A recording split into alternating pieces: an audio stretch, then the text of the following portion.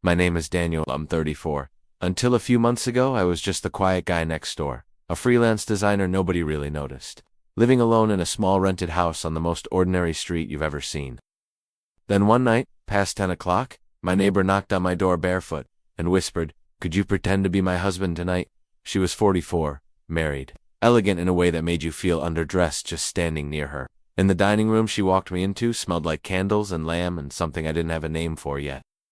I sat at her table, I held her hand in the dark, and I looked to strangers in the eye and told them I was her husband. And the worst part is, for a few hours, it felt more real than anything I'd felt in years. Weeks later, at 2 in the morning, my phone lit up with 5 words from an unknown number. "The porch light is on. If you're watching this right now, tell me where you're from in the comments, 'cause I still don't know if what we did was wrong." I moved into that house on a Thursday, nothing special about it. Small place, rented, 2 bedrooms, I didn't need. The kind of neighborhood where the lawns were always cut and nobody left their trash cans out too long. Quiet, in a way that felt almost deliberate. I was 34, freelance graphic designer. Freshly single in the way that doesn't feel fresh at all, more like a bruise you keep accidentally pressing. My last relationship had ended 6 months before, and I'd spent most of those months staring at walls. I'd painted the wrong color with someone I thought I'd keep forever. The new house was supposed to be a reset. I unpacked in stages.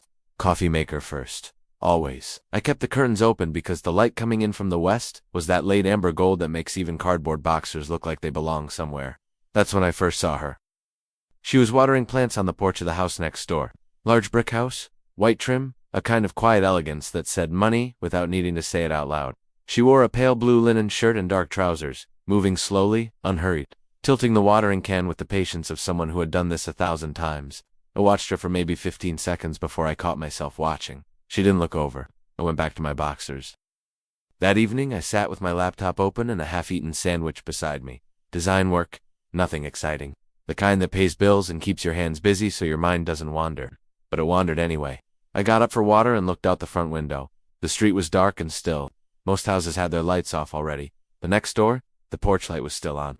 That soft amber glow hanging above her front door like a small sun that hadn't gotten the message about nighttime.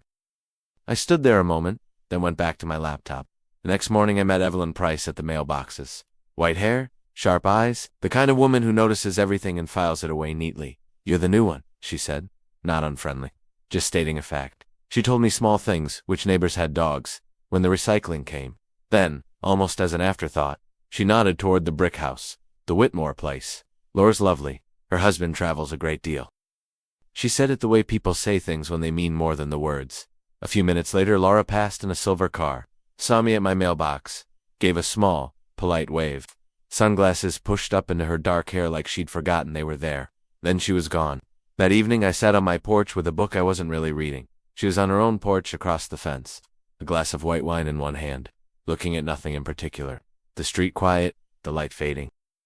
She looked peaceful on the surface, but there was something else. The way you sit when you've gotten used to sitting alone. I recognized it. I went inside before she could catch me watching. 4 days in, I decided to trim the hedge along the property line between our yards. Overgrown on my side, leaning into her driveway. 20 minutes in, I heard her back door open. "You don't have to do that." Her voice was lower than I'd expected, calm, the kind that didn't need to try. "It was bothering me," I said. She came down the porch steps and stopped near the hedge. Up close, she was more than I'd registered from a distance. Her face had the kind of lines that come from actual living. Not young. Better than young. Real. "Richard usually does it," she said. "But Richard's away? Where is he? Where is he ever?" She said it quietly, like it had stopped being a complaint and become just a fact. We talked for 10 minutes. About work, the neighborhood. She asked questions and actually listened to the answers, not waiting for her turn to speak, just listening. When she finally turned to go, she paused. "It's nice to have a neighbor who's actually home," she said. Then she went inside. I stood there with the clippers in my hand, thinking about that sentence longer than I should have. I almost didn't answer the door. It was a Thursday, nearly 3 weeks in, 10:30 at night. I was deep in a project, music low, coffee going cold. The knock was soft, tentative, like whoever was on the other side wasn't sure they should be knocking at all. I opened it. She was standing barefoot on my porch, dark green wrap dress, hair down and slightly loose, like she'd been running her hands through it. Her expression was embarrassed and urgent at the same time. "I'm sorry," she said immediately. "I know it's late. I know this is strange." "It's okay. Can I come in? I need a favor." "A very strange one, and I completely understand if you say no." She came in and stood in the middle of my living room. Took in the design sketches, the cold mug, the jacket on the chair. Richard promised a dinner tonight, she said. 2 business contacts visiting from out of state. He confirmed everything. Then 3 hours ago his flight got delayed in Singapore. How late is the dinner? They arrive in 40 minutes. I didn't say anything. Canceling would look bad, she continued. Mark Jensen, he's known Richard since college. He already asks questions about our marriage, she exhaled. I just need you to come next door and stand beside me. Be Richard long enough for them to eat and feel welcomed and go home. I'll call you by his name. You won't have to say much. She looked at me directly, her dark eyes steady even though everything else about her was unraveling. Just exist, as my husband, for one evening. The ceiling fan turned slowly overhead. I looked at her for a long moment. "'Kay," I said. I changed fast. Dark navy shirt, dark trousers.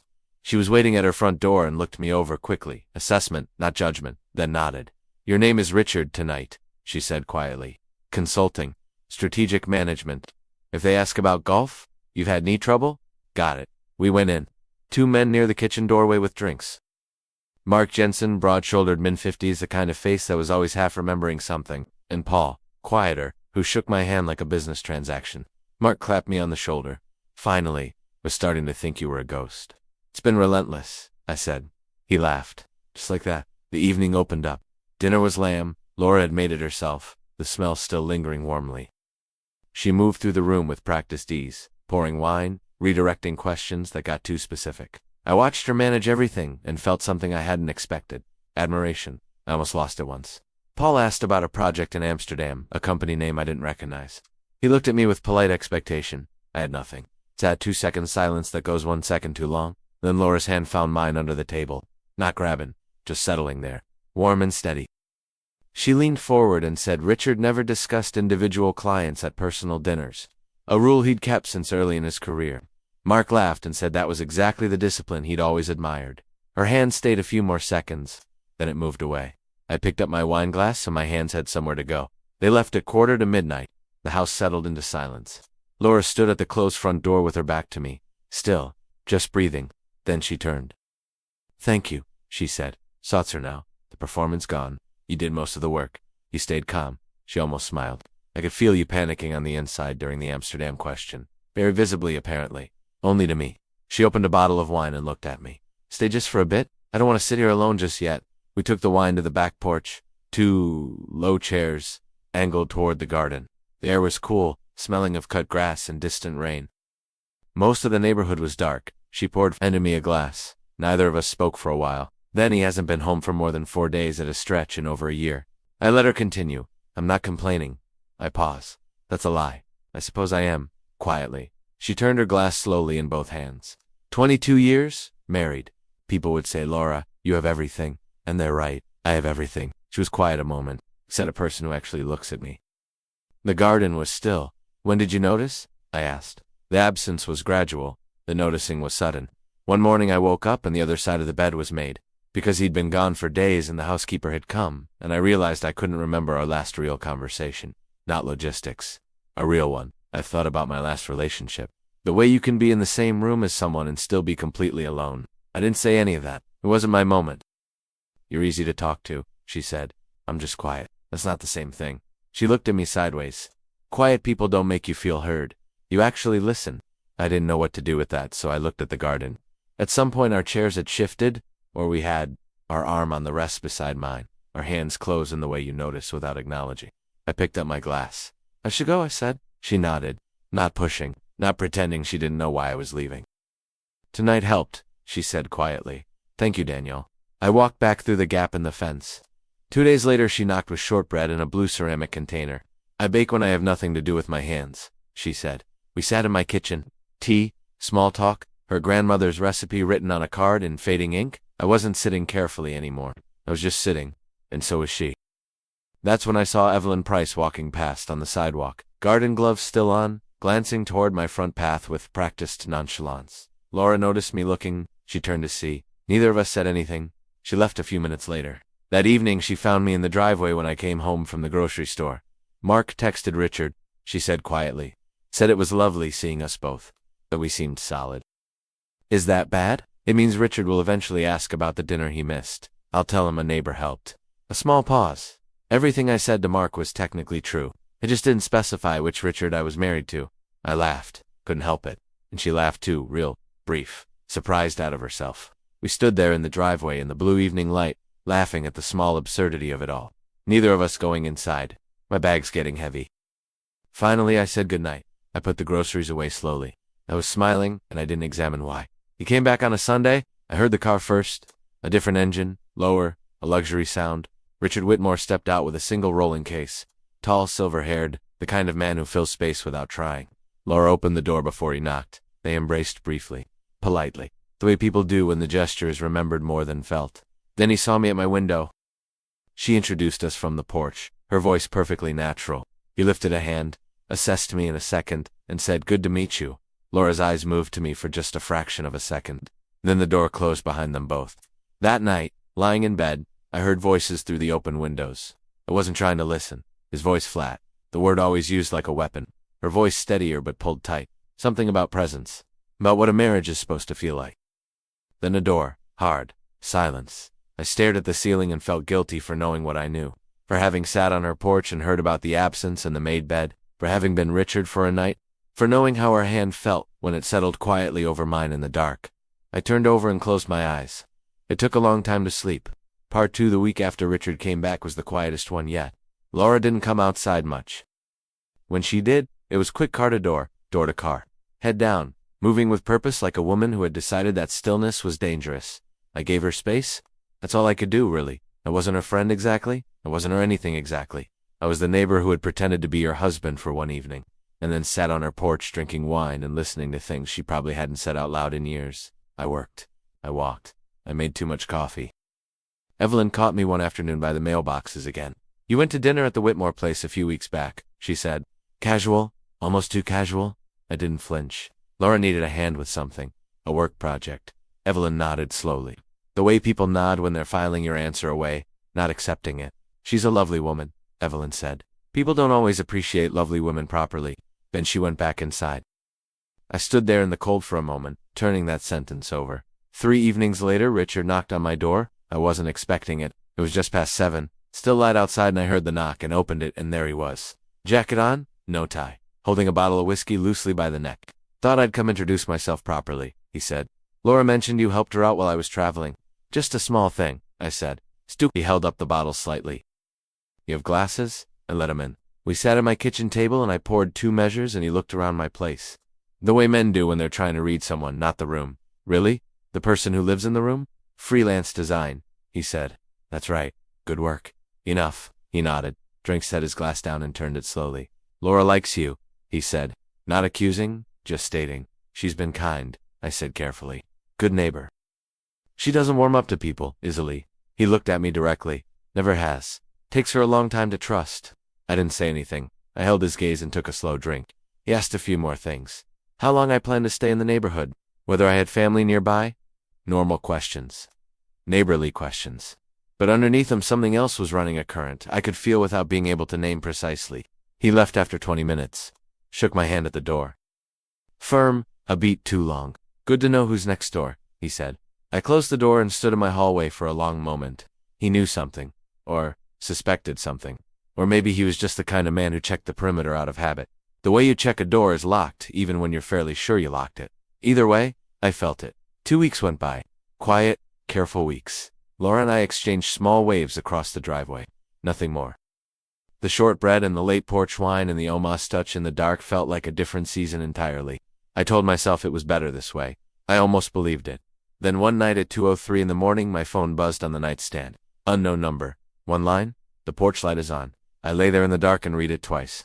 Then I got up, pulled on a sweatshirt, and went outside. The street was completely still. That deep quiet that only exists after midnight, when even the dogs have given up. The air was cold and smelled faintly of someone's fireplace a few houses down. Her porch light was on. She was sitting on the top step, knees drawn up slightly, a blanket around her shoulders. No wine this time, just sitting. I crossed the driveway without saying anything and sat beside her on the step. We didn't speak for a while. The street held its breath. "He's gone again," she finally said. "Left this morning." "How long? 3 weeks? Maybe 4? She pulled the blanket tighter. I stopped counting a long time ago. A car passed at the far end of the street, headlights sweeping briefly across the houses, then gone. "Sophie called today," Laura said. "My daughter?" She asked if everything was okay. A pause? I told her yes. Which is the thing you say? Is it okay? She turned and looked at me. Really looked? In the way she hadn't allowed herself to since Richard came back. I don't know, she said. I know what my life looks like from the outside. I know how it sounds when I describe it.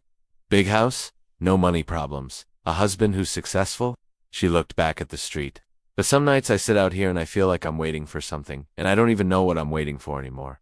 I thought about that for a moment. Maybe you're not waiting for something, I said. Maybe you're just waiting to feel like yourself again. She was quiet. That's it, exactly, she said softly. That's exactly what it is. We sat there together for another hour, talking about small things and big things in the way that only happens late at night, when the usual rules feel temporarily suspended. She told me about her life before Richard. She'd wanted to study architecture, had done 2 years before the relationship shifted everything. I told her about the breakup that brought me here. She didn't try to fix it or minimize it. She just listened. Same as I'd done for her. Somewhere around 3 in the morning, she said she should go in. I stood up with her. We were close on the narrow step. The porch light above us caught the side of her face. She looked tired in a way that had nothing to do with the hour. Thank you for coming, she said. You sent a text. You could have ignored it. I looked at her. I know. She held my gaze for a moment. Something passed between us, acknowledged, then carefully set back down. Good night, Daniel. Good night, Laura. I walked back across the driveway in the cold. After that, it became a quiet thing between us. Not a plan, not a promise. Just an understanding that lived in the spaces between words. Some nights, the porch light was on when I looked out at 2 or 3 in the morning. Not every night. Maybe twice a week. Sometimes less. When it was on, I went over. We sat on the steps or the low chairs and talked. Or I didn't talk. Sometimes we just sat in the particular silence of 2 people who had stopped needing to fill every moment with sound. She told me more about Sophie, the complicated warmth of a mother-daughter relationship that had survived some hard years. I told her about a design project I was proud of, and she asked to see it. Then she looked at it with real attention and said something specific about the color choices that told me. She actually understood what she was looking at.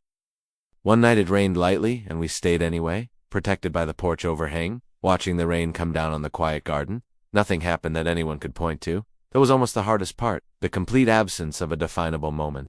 Because without a moment, there was nothing to step back from. There was just this ongoing, gathering warmth between 2 people who had no business being as comfortable with each other as they were.